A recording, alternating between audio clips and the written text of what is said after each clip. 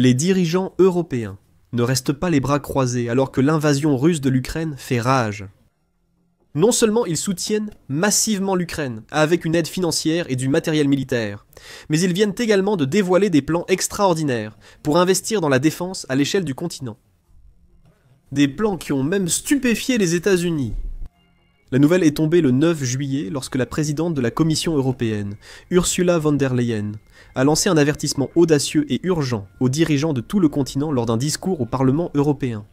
Ce soir, 728 attaques de drones ont eu lieu contre l'Ukraine. C'est le nombre le plus élevé en une journée depuis le début de la guerre. 728 drones! Et si nous regardons ce champ de bataille, nous voyons très clairement que la guerre fait toujours rage. La menace venant de la Russie demeure. Et c'est cette réalité que nous devons toujours garder à l'esprit lorsque nous parlons de défense. Nous ne pouvons pas compter sur d'autres pour défendre l'Europe. La défense de l'Europe était notre responsabilité. Comme le déclare von der Leyen, ces propos sont venus quelques heures seulement après que la Russie a lancé sa plus grande attaque de drones contre l'Ukraine depuis le début de la guerre. L'attaque record a impliqué plus de 700 drones d'attaque et de diversion au total, visant plusieurs régions à travers le pays, y compris la capitale Kiev et la ville de Lutsk. Située non loin de la frontière avec la Pologne et abritant plusieurs bases aériennes des forces armées ukrainiennes, Lutsk est un lieu clé pour l'Ukraine afin de recevoir l'aide militaire étrangère. Et les experts estiment que la Russie cherchait à perturber l'approvisionnement en armes occidentales. À la suite de cette attaque, le président ukrainien Volodymyr Zelensky a déclaré qu'elle était survenue précisément à un moment où tant d'efforts avaient été déployés pour parvenir à la paix et établir un cessez-le-feu. Et pourtant, seule la Russie continue de les rejeter tous, prouvant une fois de plus que le président russe Vladimir Poutine semble totalement désintéressé par toute réelle perspective de paix. Et il a l'intention de poursuivre son invasion agressive et illégale aussi longtemps qu'il le faudra pour obtenir ce qu'il veut. De toute évidence, Ursula von der Leyen est d'accord avec cela, puisqu'elle a ensuite détaillé son plan de réarmement de l'Europe, qui prévoit la somme colossale de 937 milliards de dollars. 800 milliards d'euros d'investissement militaire, combinés à 175 milliards supplémentaires, en prêt pour soutenir les programmes d'acquisition dans toute l'Union européenne. Nous comprenons tous l'urgence. Depuis le Conseil européen de mars, nous avons fait un grand pas en avant avec la présentation de notre livre blanc, Préparation 2030. Nous avons le plan de réarmement de l'Europe, qui a défini les outils nécessaires pour répondre à la montée des investissements. Et nous avons facilité l'investissement de jusqu'à 800 milliards d'euros dans la défense, donc la montée des dépenses européennes de défense dont nous avons besoin est désormais possible. En plus de cela, s'ajoute SAFE avec 150 milliards d'euros de prêts pour les achats conjoints. 10 États membres ont déjà signalé leur intention de contracter des prêts, d'autres devraient les rejoindre. La présidente de la Commission européenne a ensuite expliqué les prochaines étapes, précisant que la Commission doit maintenant se mettre au travail pour planifier comment elle compte dépenser cette somme énorme. La préparation à la défense ne dépend pas seulement du montant que nous dépensons, mais surtout de la manière dont nous dépensons. Et c'est pourquoi le Conseil européen nous a chargé d'élaborer une feuille de route pour la préparation, à présenter au Conseil européen en octobre. En tant qu'États membres, nous cartographierons leurs lacunes en matière de capacité pour avoir une vue d'ensemble, en étroite coopération avec l'OTAN. Nous identifierons les projets européens communs pour les achats conjoints, les projets phares, afin que les États membres dépensent davantage pour l'interopérabilité et pour plus d'Europe. C'est une avancée majeure pour la défense européenne. C'est un signal clair que l'Europe assume plus que jamais ses responsabilités, en consacrant plus d'argent et d'attention à ses différentes forces militaires à un moment de menace grave et imminente de la part de la Russie. Cela fait suite à de nombreuses années où certains pays européens ne dépensant que des montants limités pour la défense, en partie parce qu'ils pensaient qu'ils étaient relativement à l'abri de toute invasion ou conflit, et en partie parce qu'ils savaient qu'ils pouvaient toujours compter sur la plus grande puissance militaire du monde, les États-Unis, pour les aider et les soutenir en cas de conflit. Mais l'invasion de l'Ukraine par la Russie au début de 2022 a complètement changé la donne. Cela a provoqué une onde de choc à travers l'Europe, rappelant aux dirigeants du continent que la guerre peut réellement éclater à tout moment. Et que même les pays qui semblent sûrs peuvent être exposés à un risque d'invasion soudaine et inattendue. C'est pourquoi chaque nation doit être prête au pire scénario. C'est une leçon que beaucoup à travers l'Europe ont dû apprendre à leurs dépens. Mais maintenant, de vraies mesures sont en cours. Et si la Commission européenne peut maintenir le rythme et élaborer une feuille de route, d'ici le Conseil européen en octobre, cela renforcera l'engagement du continent à accroître ses capacités militaires comme jamais auparavant. Cela apportera des avantages en matière de sécurité, de création d'emplois et d'économie, comme le souligne von der Leyen. Cela stimule les investissements, pour rester dans l'Union européenne, renforcer notre propre industrie de défense, et bien sûr, avoir davantage de recherche et développement dans nos États membres. Ce n'est pas seulement bon pour la sécurité, mais c'est aussi bénéfique pour la création de bons emplois ici, chez nous. Notre industrie de défense doit donc être en mesure de se consolider, de prendre de l'ampleur, d'accélérer. Nous attendons beaucoup d'eux. C'est un travail difficile, et nous ne devrions certainement pas les freiner. Elle a ensuite insisté sur la vitesse et l'efficacité. Le temps est un élément crucial. D'une part parce que la Russie se réarme rapidement, soyons très clairs à ce sujet. Et plus nous attendons, plus les investissements européens partiront à l'étranger, en dehors de l'Union européenne.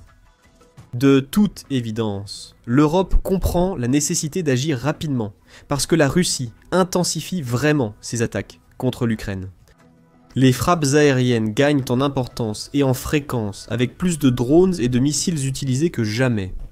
Les statistiques montrent que la Russie a mené environ 500% de frappes de drones, en plus en juin et juillet, par rapport au mois précédent. Et jusqu'à présent, l'année 2025 a enregistré en moyenne plus de 3400 frappes de drones chaque mois, contre moins de 1000 par mois en 2024. Vladimir Poutine a également fait des déclarations audacieuses récemment sur la prise de contrôle de l'ensemble de l'Ukraine, déclarant « Je l'ai déjà dit, les Russes et les Ukrainiens sont un seul peuple. Dans ce sens, toute l'Ukraine est à nous. Il y a une vieille règle qui dit que partout où un soldat russe pose le pied, c'est à nous. » Le dirigeant russe a également exprimé le désir d'établir une soi-disant zone tampon, ou zone de sécurité, le long de la frontière ukrainienne, s'emparer de plus en plus de territoires ukrainiens, et étendre son influence davantage en Europe. Tout cela dresse un tableau très clair, même à un moment où la Russie subit des pertes humaines dramatiques, avec plus d'1 million de victimes depuis le début de la guerre. Combiné à une économie en crise et aux sanctions continues imposées par des pays du monde entier, Poutine reste déterminé et engagé envers son objectif. Il veut l'Ukraine, et il pourrait ne pas s'arrêter là s'il l'obtient. Les craintes grandissent, qu'il puisse avoir d'autres plans en tête pour étendre le territoire de la Russie. Peut-être en tentant une invasion à grande échelle des États baltes, par exemple, ou même en envoyant des troupes au-delà de la frontière en Finlande. Si l'Europe n'est pas capable d'opposer une résistance ferme et sérieuse, le Kremlin sera beaucoup plus confiant pour aller de l'avant avec ce genre de plan d'invasion. Heureusement, l'Europe prouve qu'elle est prête à fournir le niveau de résistance nécessaire. Et que ces différentes nations sont unies dans leur condamnation de l'agression de la Russie, et dans leur volonté de se défendre si les forces de Poutine venaient à les menacer. L'énorme budget de 800 milliards pour le réarmement de l'Europe dépasse même le budget militaire des États-Unis pour 2025, qui est estimé à environ 850 milliards de dollars. Chaque année, les États-Unis sont la référence en termes de dépenses de défense, surpassant souvent de nombreux autres grands pays à travers le monde. Tout cela combiné pour maintenir sa position de première force militaire mondiale. Mais avec ces augmentations incroyables des dépenses de l'Union européenne, même Donald Trump lui-même, qui a longtemps affirmé que les nations européennes ne faisaient pas leur part dans ce domaine, devrait être agréablement surpris. Malgré un investissement massif, l'Europe n'égalera pas la puissance militaire des États-Unis.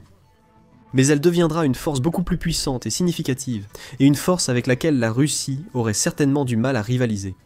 À titre de référence, les dépenses militaires estimées de la Russie pour 2025 devraient en s'élever à environ 15,5 000 milliards de roubles, soit près de 200 milliards de dollars. Et elle perd d'énormes sommes d'argent chaque jour. Alors que l'Ukraine abat ses drones, détruit ses missiles et mène des frappes secrètes de drones sur ses bases aériennes et ses infrastructures, comme lors de l'attaque emblématique de l'opération Toile d'araignée. La Russie ne peut pas maintenir ce niveau de dépenses, et elle a peu d'alliés sur lesquels compter. Vladimir Poutine a déjà annoncé des plans pour réduire les dépenses de défense en 2026, par crainte que le pays ne s'approche rapidement d'une récession. L'Europe, elle, paraît bien plus stable. Les économies varient d'un pays à l'autre. Mais même les petites nations jouent là leur rôle et contribuent au bien commun, en promettant ce qu'elles peuvent pour améliorer la défense du continent. De nombreux États membres de l'Union européenne ont augmenté leurs investissements militaires d'année en année depuis le début de l'invasion. Par exemple, les statistiques montrent que les dépenses de défense globale ont augmenté de plus de 30% entre 2021 et 2024 et continuent d'augmenter aujourd'hui. Plusieurs pays donnent l'exemple à suivre pour les autres. Comme la Pologne, qui consacre désormais plus de 4% de son produit intérieur brut à la défense, ce qui représente une augmentation substantielle, par rapport aux 2,7% qu'elle dépensait en 2022.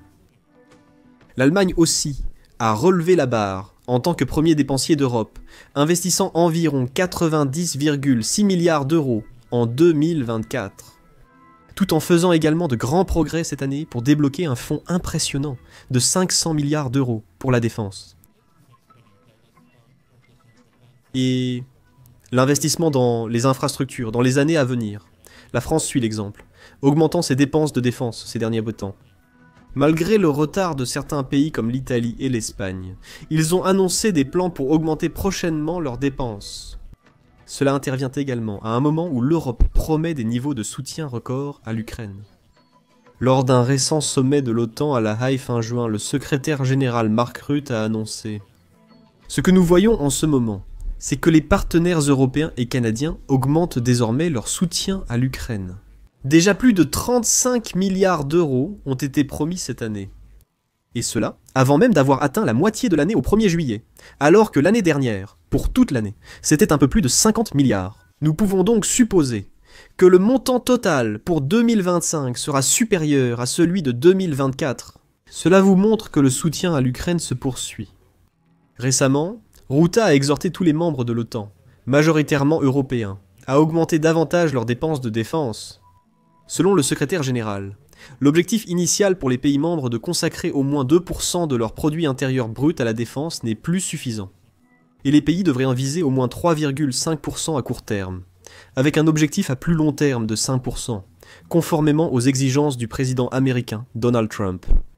Lors d'une interview avec le New York Times, Reuters a expliqué sa logique. Nous avons un énorme défi géopolitique à relever. Et cela concerne tout d'abord la Russie, qui se reconstitue à un rythme et à une vitesse sans précédent dans l'histoire récente. Ils produisent maintenant 3 fois plus de munitions en 3 mois que l'ensemble de l'OTAN en une année. Ceci n'est pas tenable, mais les Russes travaillent avec les Nord-Coréens, avec les Chinois et les Iraniens, les Mollahs en Ukraine, pour mener cette guerre, une guerre d'agression non provoquée contre l'Ukraine. L'Indo-Pacifique et votre Atlantique sont de plus en plus interconnectés. Nous savons que la Chine a les yeux rivés sur Taïwan, compte tenu de tout ce contexte géopolitique. Il n'y a aucun moyen de nous défendre si nous restons à ce vieux 2%. Il a ensuite souligné l'importance des dépenses. Non seulement en termes d'armement, de munitions, de véhicules et de personnel, mais aussi en termes d'investissement dans les technologies émergentes, la cybersécurité, la guerre hybride, afin de s'assurer que l'Europe soit prête pour la prochaine évolution de la guerre. Donc, en ce qui concerne les dépenses de défense principales, nous devons passer à 3,5%. Il faut aussi considérer les dépenses de défense. Nous devons développer la base industrielle de défense, investir dans la cybersécurité et l'hybride. Nous devons préparer l'ensemble de nos sociétés, au-delà du seul domaine militaire. Et c'est ce pourcentage supplémentaire de 1,5% qui mène aux 5%. Rutte a résumé cela avec un avertissement clair et sévère. Oui, c'est une somme énorme à dépenser. Mais si nous ne le faisons pas, nous devrons apprendre le russe. Cette dernière affirmation est très vraie.